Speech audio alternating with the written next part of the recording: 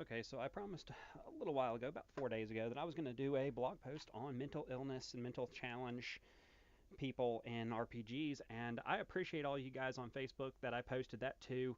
They gave great anecdotes, great stories, and really showed the strength of the community. To be honest, I mean, I didn't expect that kind of response. I really did, not be honest. Um, it is a subject that's near dear to me. I've suffered through it for the last 6 years, a diagnosis for the last 6 years.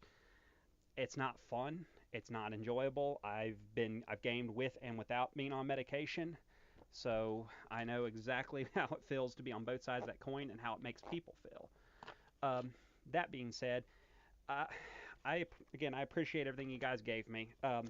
I really do think that the gaming community is one of the greatest communities I've ever been involved in. I think it's horseshit when people say that gamers are selfish. That all that being said, the issue of mental illness, mental challenge in a gaming setting is a very unique perspective. Uh, Mostly because it's such a social, and I don't know. I'm trying to say this right.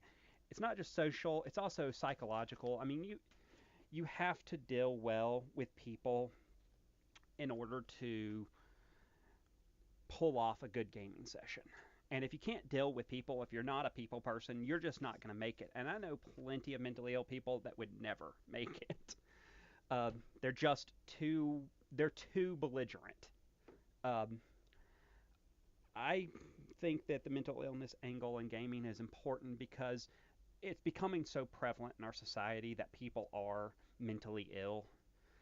Some of that comes from overdiagnosis, over medication. Uh, After reading some Alan Francis and a couple other people, I honestly believe that. But I do believe that some of it's coming from the fact that we're getting better at recognizing real mental illness, and that's important too. Um, with the rise of mental illness and mentally challenged people, um, a la the rise in autism and autism spectrum diseases, uh, there is a lot that could be said about it. Uh, I know some people that are mentally ill besides myself that are amazing players. They're great people. I love them for who they are, what they do.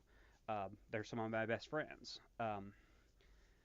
I don't know what, or should phrase that properly. I didn't know what to expect when I first asked the question, who has gained with mentally ill? Um, you know, some of the anecdotes I heard were very, very hard stories. Had the one about the girl that totally lost it because you did something in game and they took it personally. Yikes. Don't know how I would have handled that. Uh, I don't handle conflict well, so that said, I mean, that was just a good example of a negative story. Um, the good news is it seems like there's a lot of good stories out there of the community helping those who are mentally ill, the community wanting to be there for those that are sick or not up to the challenge necessarily of gaming or don't really have the same mental capacity that everyone else at the table has. A lot of understanding, a lot of good things. The three things that I think are most important, though, when dealing with mentally ill or mentally challenged people um, in gaming are you've got to make sure that you understand that they are not the same as you and me, or well, you anyways. Um, Mentally ill people don't think the same way. It's just part of it. People want mentally ill people to think the same way. They want them to be normal. It's just not going to happen. You're not ever going to get a mentally ill person that's going to behave exactly the way you think they should.